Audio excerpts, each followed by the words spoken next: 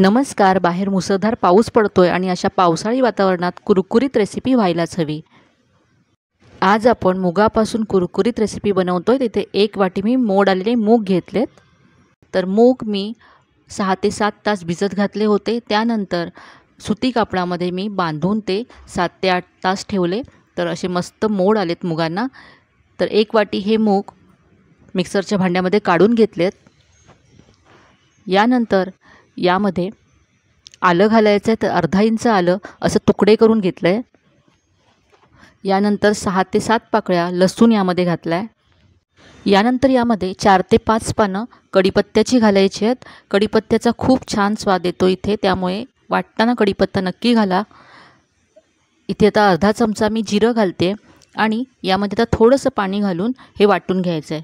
तर फक्त वाटण्यापुरतं 2 ते 3 चमचे पाणी घातलं आणि हे वाटून घेतलं. हे मिश्रण आता आपण बाउलमध्ये काढून घेऊया. तर आता इथे वाटलेले सगळे मूग काढून घेतलेत बाउलमध्ये.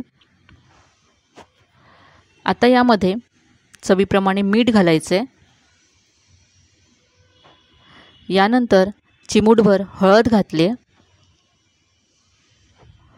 पाव चमचा हिंग घालायचं आहे.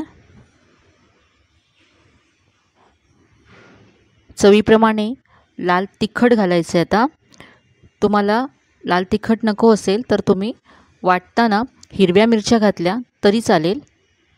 इथे मी लाल तिखट घालते आहे. यानंतर यामध्ये बारीक चिरलेला कांदा घालायचा आहे.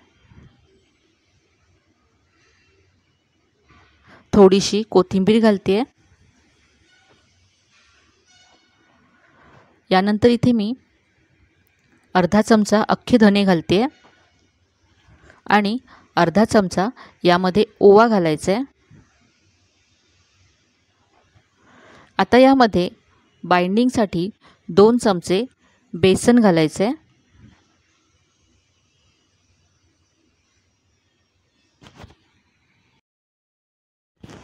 याबरोबरच इथे 2 चमचे तांदळाचं पीठ घालते.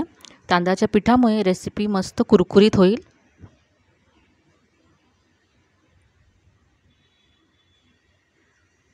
आता हे सगळं मिक्स करून घेऊया, एकजीव करून घेऊया.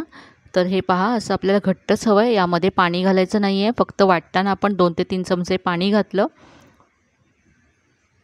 नंतर आपण यामध्ये अजिबात पाणी घातलेलं नाही आहे. तर याचे आपल्याला पकोडे बनवायचे आहेत. तर हे असे आपल्याला तेलात सोडता येतील इतपत हे घट्ट ठेवायचं आहे.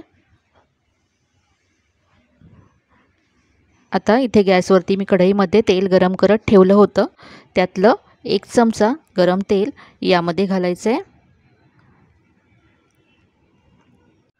मिक्स करून घेऊया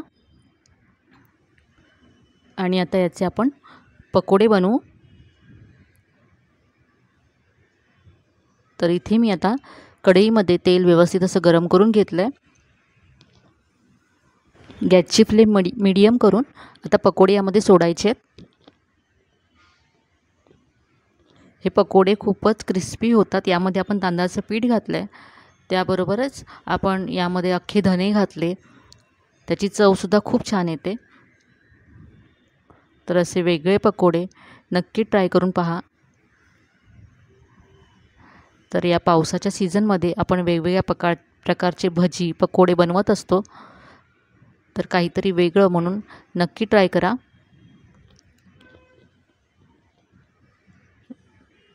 तेलात सोडल्यानंतर हे आधी थोडंसं आपण फ्राय होऊ देऊया आणि नंतर उलटून घेऊया.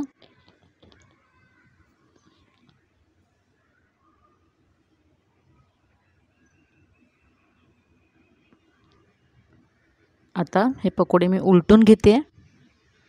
असेच आता हे रंग बदलेपर्यंत आपण फ्राय करून घेऊया.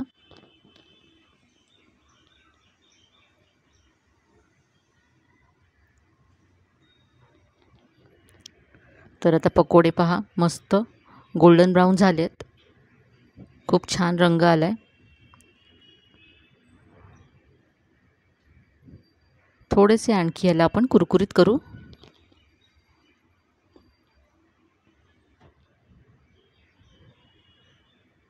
तर इथे पकोडे छान कुरकुरीत झालेत, आपण काढून घेऊया।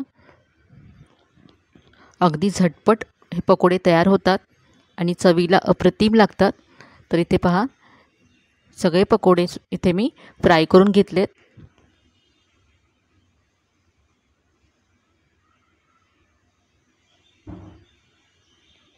हे पकोडे तुम्ही टोमॅटो केचप बरोबर किंवा कुठल्याही चटणी बरोबर सर्व करू शकता। तर इथे मी मिरची बरोबर हे पकोडे सर्व केलेत। गरमागरम चहा बरोबर संध्याकाळच्या वेळेस हे पकोडे नक्की ट्राय करून पहा, नक्कीच तुम्हाला आवडतील। बाहेरून क्रिस्पी आणि आतून सॉफ्ट आणि चवीला अगदी चवदार असे हे पकोडे बनतात।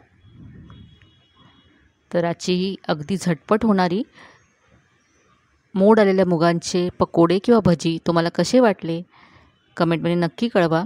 रेसिपी जर आवडली असेल तर व्हिडिओला जास्तीत जास्त लाईक करा, शेअर करा। चॅनलवर नवीन असेल तर चॅनलला सबस्क्राईब करायला विसरू नका। चला तर मग पुन्हा भेटूया अशाच छान छान नवीन नवीन रेसिपीसह। तोपर्यंत धन्यवाद।